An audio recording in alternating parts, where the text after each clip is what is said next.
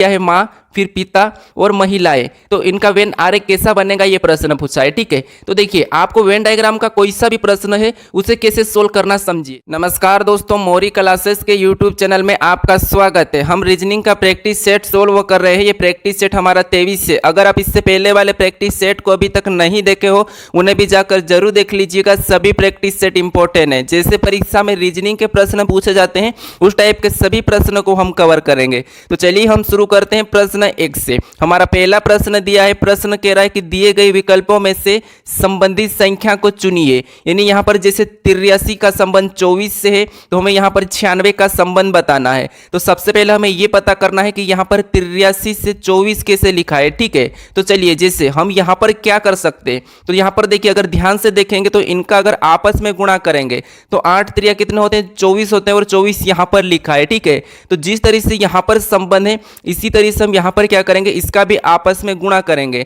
तो यहाँ पर 9 छिंग कितने होते हैं, 54 होते हैं। यानी कि 96 का संबंध किससे होगा, 54 से होगा। जो प्रश्नवाचक चिन्ह है यहाँ पर कितना होगा, 54 होगा। ऑप्शन में देखेंगे तो ऑप्शन हमारे यहाँ पर देखिए सी में दिया है, तो सी हमारा यहाँ पर इस प्रश्न का सही जवाब होगा। ठीक है, तो आपको सबसे पहले ये पता करना है कि यहाँ पर जिसका संबंध है वही संबंध यहाँ पर बताना है। ठीक है, तो चलिए हम बढ़ते हैं प्रश्न 2 पे। अब दूसरे नंबर का प्रश्न कह रहा है कि नीचे दिए गए शब्द का वेन आरेख बताइए। यानी यहाँ पर हमें शब्द दिया है माँ, फिर पिता और महिलाएं, तो इनका वेन आरेख कैसा बनेगा ये प्रश्न पूछा है। ठीक है, तो देखिए आपको वेन डायग्राम का कोई सा भी प्रश्न है उसे कैसे सोल्व करना समझिए। सबसे पहले आपको ये पता करना, देखिए अगर आपको पहले से आता हो तो आप खुद से सोल्व करें। ठीक है, और मुझे कमेंट करके बताएं। तो चलिए सबसे पहले आपको क्या करना है, यहाँ पर समझना है। जैसे यहाँ पर हमें क्या दिया है, माँ दिया है, फिर यहाँ पर पिता दिया है, फिर यहाँ पर महिलाएं। तो आप देखिए यहाँ पर इनका आपस में संबंध। ठीक है, तो देखिए आपस में संबंध देखेंगे तो यहाँ पर भले ये क्या है, माँ और पिता यानी कि पति पत्नी के रूप में होते हैं, लेकिन हमें यहाँ पर एक और चीज देखना है। तो ये माँ को देखेंगे तो ये महिला होती है और ये पुरुष होता है और ये एक महिलाएं है। ठीक है, तो देखिए अब डायग्राम कैसे बनाएंगे ये समझिए। जैसे हम सबसे पहले किसका बना लेते हैं, मान लीजिए ये महिला का बना लेते हैं, या फिर पहले शब्द का बनाते हैं, ये हम माँ का बनाते हैं। ठीक है, ये किसका हम बना रहे, माँ का बना रहे। यानी देखिए ये हमने माँ का डायग्राम बनाया, इसके बाद हमने किसका बनाया, माँ का। अब इसके बाद अब देखिए ये हमारा पिता, क्या पिता और माँ का कोई संबंध है क्या, तो ये पति पत्नी में आते, तो ये क्या हो जाएगा, थोड़ा अलग हो जाएगा, यानी कि इस टाइप बनेगा इस तरफ। ठीक है, फिर देखिए अब महिला का, हमने पिता का बनाया, अब महिला का देखिए, तो महिला का संबंध पिता से होगा या माँ से होगा, तो आप कहोगे कि यहाँ पर महिला यानी कि जितनी भी महिला जो माँ के अंतर्गत आती है, तो यहाँ पर जो बड़ा वाला डायग्राम ये किसका बनेगा, महिला का बनेगा। ठीक है, तो अब देखिए हम जब डायग्राम बनाए, जैसे ये जो बड़ा वाला ये किसका है, महिला का है, इसके अंदर छोटा किसका है, माँ का है, और जो पिता ये अलग हो जाएगा। ठीक है, कहाँ हो जाएगा, अलग हो जाएगा। अब देखिए हम ये वाला ऑप्शन में देखेंगे डायग्राम, तो ऑप्शन हमारा यहाँ पर दिया है ऑप्शन 3 में, तो ऑप्शन 3 हमारा इस प्रश्न का सही जवाब होगा। ठीक है, तो आपको सबसे पहले इन शब्दों को अच्छे से समझना है, फिर उसका डायग्राम बनाना है। तो चलिए हम बढ़ते हैं प्रश्न 3 पे। अब तीसरे नंबर का प्रश्न दिया है, प्रश्न कह रहा है कि यदि C भागित R बराबर F और E भागित T बराबर D और B भागित Z बराबर M, तो F भागित L बराबर एक प्रश्नवाचक चिन्ह की जगह अक्सर ज्ञात करें। तो देखिए तो हमें क्या करना है, सबसे पहले ये पता करना है कि यहाँ पर देखिए C भागित R बराबर F कैसे लिखा है, E भागित T बराबर D कैसे लिखा है और B भागित Z बराबर M कैसे लिखा है, उसी तरह यहाँ पर हमें पता करना है। ठीक है, तो सबसे पहले आपको ये पता करना है जब भी इस टाइप का प्रश्न पूछा जाएगा। तो ठीक है, अगर आप इस चैनल को अभी तक सब्सक्राइब नहीं करें तो दोस्तों प्लीज़ सब्सक्राइब कर लीजिए, क्योंकि आप सब्सक्राइब नहीं करते और कमेंट जरूर करें कि हाँ हमने सब्सक्राइब कर लिया है। ठीक है, तो चलिए क्या करेंगे, सबसे पहले हम पता करेंगे। जैसे अब देखिए यहाँ पर क्या करना है, हम देखते हैं सी को देखते हैं। तो भाग देने के लिए सबसे पहले इसको नंबर में लिखेंगे, तो सी हमारा ABCD में 3 नंबर पे आता है। ठीक है, फिर देखिए भागित का चिन्ह लगा लेंगे, फिर हमारा क्या है, R है।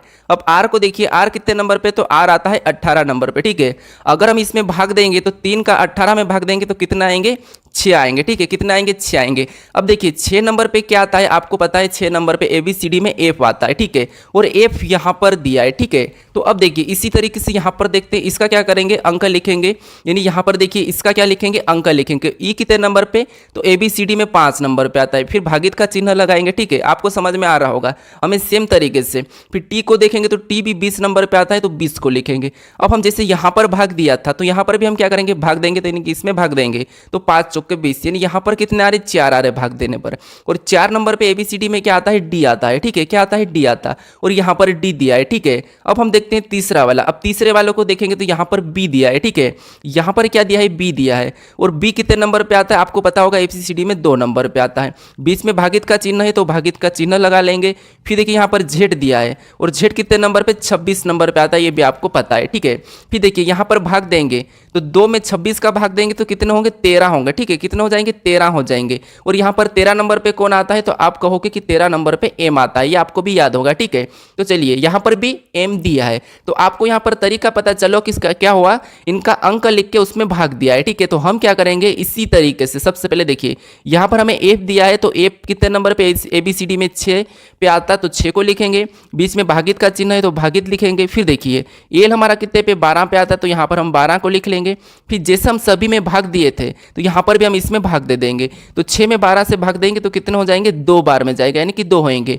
तो 2 नंबर पे कौन सा लेटर आएगा आप ये लिखेंगे, क्योंकि सभी में हम जो नंबर आए थे भाग देने पर उस नंबर पे कौन सा लेटर आया वो लिखे थे, ठीक है। तो यहाँ पर लिखेंगे 2 नंबर पे आता है B, यानी यहाँ पर A भागित L बराबर यहाँ पर क्या आएगा B आएगा, ठीक है। ऑप्शन में देखिए ऑप्शन हमारे यहाँ पर B में दिया है B, तो ऑप्शन हमारा इस प्रश्न का B सही हो जाएगा। अब चलिए हम बढ़ते हैं प्रश्न 4 पे। अब 4 नंबर का प्रश्न दिया है। प्रश्न क्या कह रहा है कि निम्नलिखित श्रृंखला श्रेणी को ज्ञात करिए। तो देखिए दोस्तों आपको इस वीडियो में सभी अलग अलग प्रकार के प्रश्न मिलेंगे जो कि चैप्टर वाइज है, ठीक है। क्योंकि जब आप चैप्टर वाइज प्रश्नों को सोल्व करते हो तो आपकी प्रैक्टिस इतनी अच्छी हो जाएगी, क्योंकि परीक्षा में भी आपको हर प्रकार के प्रश्न मिलते हैं। तो यहाँ पर आपको एक सोल्व करने का एक क्या हो जाएगा तरीका पता चल जाएगा, ठीक है। तो देखिए जैसे यहाँ पर हमें निम्नलिखित श्रृंखला श्रेणी को ज्ञात करिए ये प्रश्न का है। तो क्या करेंगे हम यहाँ पर इस श्रेणी को पता करेंगे कि जैसे 50 लिखा है, फिर 60 लिखा है, 80 लिखा है, 120 लिखा है, 200 लिखा है और अगली संख्या कौन सी आएगी ये पूछा है। तो हम क्या करेंगे यहाँ पर पहली संख्या से पता करेंगे कि जैसे इसमें 50 से 60 कैसे लिखा। तो देखिए यहाँ पर 2 प्लस किया है और 10 प्लस किया है, ठीक है। यहाँ पर 10 प्लस किया है। फिर आगे देखेंगे तो यहाँ पर 80 लिखा है, यहाँ पर कितना प्लस हुआ है 10। फिर यहाँ पर 80 लिखा है, यानी कि 60 में कितना प्लस किया तो आप कहोगे यहाँ पर आपको 20 प्लस दिख रहा है, ठीक है। फिर देखिए 80 से यहाँ पर 120 लिखा है। अब यहाँ देखिए यहाँ पर कितना प्लस हो रहा है तो 80 में अगर आप देखोगे तो यहाँ पर प्लस 40 हो रहा है, ठीक है। कितना हो रहा है 40 हो रहा है। फिर 120 से यहाँ पर 200 लिखा है, यहाँ पर प्लस देखो तो यहाँ पर कितने हो रहे हैं 80 हो रहे हैं, ठीक है। कितने हो रहे हैं 80 हो रहे हैं। यानी अब संख्या को हम ध्यान से देखेंगे तो देखिए यहाँ पर 10 प्लस हुआ था, फिर 10 का डबल 20 प्लस हुआ, 20 का डबल 40 प्लस हुआ और 40 का डबल 80 प्लस हुआ। तो 80 का डबल यहाँ पर प्लस हो गया, यानी कि 80 का डबल कितना होता है आप कहोगे कि 80 का डबल 160 होता है, ठीक है। कितना होता है 160 होता है। तो यहाँ पर 160 प्लस होगा किसमें 200 में। तो जब 200 में 160 को जोड़ेंगे तो यहाँ पर कितने हो जाएंगे आप कहोगे यहाँ पर 360 हो जाएंगे, ठीक है। कितने हो जाएंगे 360, यानी जो प्रश्नवाचक चिन्ह है यहाँ पर 360 आएंगे। ऑप्शन में देखेंगे तो ऑप्शन डी हमारा यहाँ पर सही जवाब होगा। अगर अगली संख्या पूछा जाता तो इसका डबल 160 का हो जाता, ठीक है। तो फिर यहाँ पर 320 प्लस हो जाता है। तो चलिए हमें यहाँ पर पूछा था तो हमारा 360 सही जवाब होगा। अब प्रश्न हमारा 5वां। अब 5वें नंबर के प्रश्न में दिया है, प्रश्न कह रहा है कि नीचे दिए गए विकल्पों में से संबंधित शब्द को चुनिए। यानी आपको यहाँ पर शब्द को चुनना, यानी एनोलॉगी का है, ठीक है। एनोलॉगी के 3 टाइप होते हैं, एक नंबर, फिर यहाँ पर शब्द की और लेटर की होती है। तो आपको तो ये अच्छे से कर लेना, क्योंकि एसएससी में और रेलवे में 100% पूछी जाती है, ठीक है। तो चलिए तो यहाँ पर हम सबसे पहले क्या करना है आपको ये पता करना कि चावल का संबंध कार्बोहाइड्रेट से है, तो हमें दाल का बताना है। तो देखिए जिसे यहाँ पर देखिए चावल दिया है और चावल में आपको पता है क्या पाया जाता है अधिक मात्रा में, हमें चावल खाने से कार्बोहाइड्रेट मिलता है, ठीक है। चावल खाने से हमें कार्बोहाइड्रेट मिलता है और यहाँ पर कार्बोहाइड्रेट दिया है। तो हम भी क्या बताएंगे इस दाल खाने से हमें क्या मिलता है हम ये बताएंगे। तो देखिए आपको दाल खाने से शक्ति ये तो हो ही नहीं सकता, क्योंकि शक्ति का तो इससे रिलेशन नहीं है। फिर पानी का तो कोई चांस नहीं है। फिर देखिए यहाँ पर हमें वसा और प्रोटीन दी है। तो देखिए वसा भी हमें यहाँ पर दाल में इतनी नहीं मिलती है, हमें सबसे ज़्यादा दाल में क्या मिलता है प्रोटीन मिलता है। तो यहाँ पर क्या हो जाएगा दाल का संबंध प्रोटीन से हो जाएगा, ठीक है। किससे होगा प्रोटीन से होगा, यानी कि जो प्रश्नवाचक चिन्ह है यहाँ पर प्रोटीन हो जाएगा। ऑप्शन हमारा इस प्रश्न का सी वाला सही होगा, ठीक है। अब चलिए हम बढ़ते हैं प्रश्न 6 पे। अब 6 नंबर का प्रश्न। अब दोस्तों मुझे ये कमेंट करके जरूर बताना कि आपको प्रश्न समझ में आते या नहीं आते, ठीक है। चलिए अब देखिए जैसे किसी कुट भाषा में CAT को 60 लिखा जाता है तो DOG यानी कि डॉग को क्या लिखा जाएगा, यानी कि क्या कोड किया जाएगा, ये प्रश्न। जैसे केट का 60 लिखा है तो हमें डॉग का पूछा है, तो देखिए ये कोडिंग डिकोडिंग का प्रश्न है, इसमें आपको कोड पता करना है। अब देखिए इसमें दो प्रकार का रहता है, या तो यहाँ पर भी शब्द और यहाँ पर भी अक्षर, यानी कि यहाँ पर अक्षर यहाँ पर अक्षर रहते हैं, लेकिन हमें यहाँ पर अंक दिया है। तो जब भी आपको प्रश्न में कोडिंग डिकोडिंग में अंक मिले, यानी कि यहाँ पर देखिए इसका संबंध अंक से है, तो यहाँ पर भी अंक से होगा। तो आपको क्या करना है, इसका सबसे पहले तो इन ABCD को अंकों में लिखना है। जैसे आप देखिए C कितने नंबर पे आता है, ये लिख लीजिए 3 नंबर पे आता है, ठीक है। फिर A कितने नंबर पे, 1 नंबर पे आता है, उसे लिख लीजिए। फिर देखिए T कितने नंबर पे, तो T हमारा ABCD में 20 नंबर पे आता है, इसे लिख लेंगे। अब देखिए हमें क्या करना है, हमें 60 लाना है, यानी 60 का पता करना है। तो देखिए यहाँ पर हम ऐसा क्या कर सकते हैं कि हमें 60 मिल जाए। तो देखिए यहाँ पर अगर हम इसका आपस में गुणा करते हैं, इसका आपस में गुणा करें तो कि 3 एकम 3 और 3 में 20 का करेंगे तो यहाँ पर 20 तिरिया होते हैं 60, ठीक है। तो हमें यहाँ पर 60 मिल चुके, तो यहाँ पर 60 लिखा है। तो यही तरीका हम क्या करेंगे, इसी तरीके से यहाँ पर जिस तरीके से 60 लाया गया है उसी तरीके से हम डॉग का पता करते हैं। जैसे डी हमारा ABCD में 4 नंबर पे आता है, ठीक है। फिर देखिए O हमारा ABCD में 15 नंबर पे आता है। फिर देखिए यहाँ पर G दिया है और G हमारा ABCD में 7 नंबर पे आता है, ठीक है। अब यहाँ पर हम जैसे गुणा करे थे तो यहाँ पर भी हम आपस में गुणा कर देंगे। तो अब देखिए 15 में 4 का गुणा करेंगे तो 15 चौक 60 होते हैं, ठीक है। कितने होते हैं, 60 होते हैं। और 60 में क्या करेंगे, 7 का गुणा करते हैं, तो 60 में 7 का गुणा करेंगे तो 7 छंग 42, 0 का 0, ठीक है, 0 का 0। तो यहाँ पर क्या हमारा गुणा करने पर क्या आ रहा है, 420 आ रहा है। यानी जो डॉग है इसका संबंध किससे होगा, 420 से, यानी कि इसका कूट क्या हो जाएगा, 420 हो जाएगा। ऑप्शन में देखिए तो हमें ऑप्शन बी में दिया है, तो ऑप्शन बी हमारा इस प्रश्न का सही जवाब हो जाएगा, ठीक है। अब चलिए हम बढ़ते हैं प्रश्न 7 पे। अब 7वें नंबर का प्रश्न, अब देखिए प्रश्न थोड़ा इंपॉर्टेंट है। देखिए पिछली बार SSC में पूछा था, ठीक है, एडवांस लेवल का, यानी कि इसको हम क्या बोलते हैं, इस टाइप के प्रश्नों को विविध बोलते हैं, ठीक है। क्या बोलते हैं, विविध, ये विविध चैप्टर होता है। तो अब अगर आप मेरे वीडियो पूरे देखोगे ना तो आपको हर प्रकार के चैप्टर के प्रश्न मिलेंगे, क्योंकि रीजनिंग के लगभग 20 चैप्टर तो इतने इंपॉर्टेंट है जो हमेशा उसके प्रश्न पूछते हैं, और उसमें से सबसे ज्यादा तो 10 इंपॉर्टेंट चैप्टर है। और मैं आपको पता है, मैं आपको 10 इंपॉर्टेंट चैप्टर के ही वीडियो बताता हूँ। अब देखिए आपको कुछ समय बाद आपको 20 भी मिलेंगे, ठीक है। देखिए हमें प्रश्न कह रहा है कि एक रुमाल के एक कोने को काट देने पर रुमाल के कितने कोने बचेंगे, ठीक है। यानी तो बताइए कितने कोने बचेंगे, ये बताइए। तो देखिए हमें प्रश्न क्या कहा है, जिससे ये हमारा एक क्या है, आपको पता होगा 4 कोण का रुमाल होता है, ठीक है। ये हमारा एक रुमाल है।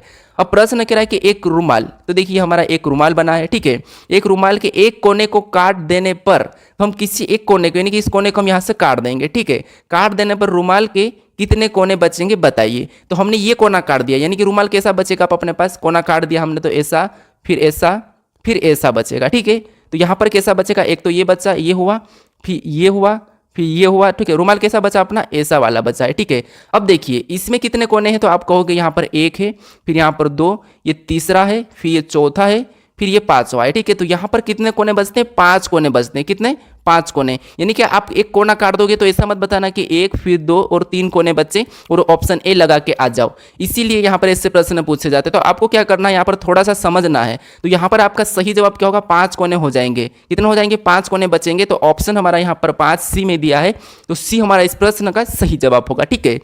चलिए हमारा प्रश्न है 8वें नंबर का। 8वें नंबर का प्रश्न कह रहा है कि विषम की पहचान करें। विषम की पहचान मतलब आपको क्या करना है, इन ऑप्शन में से ऐसा कौन सा ऑप्शन है जो तीनों से अलग है, एक ऑप्शन अलग है और बाकी एक जैसे है। तो देखिए हम क्या करते हैं, यहाँ पर कैसे पता कर सकते हैं। एक तो ये तरीका है कि इनके अंक लिख लेना, जैसे ओ हमारा 15 पे आता है, पी को देखेंगे तो पी हमारा 16 पे आता है, एक तो ये तरीका है। फिर देखिए यहाँ पर W को देखेंगे तो W 23 पे आता है। फिर यहाँ पर देखिए W 23 के बाद X हमारा 24 पे आता है, तो ये हमने 24 लिखा, ठीक है, एक तरीका है। फिर Z को देखेंगे तो Z 26 पे आता है। फिर देखिए Y को देखेंगे तो Y 25 पे आता है, ठीक है।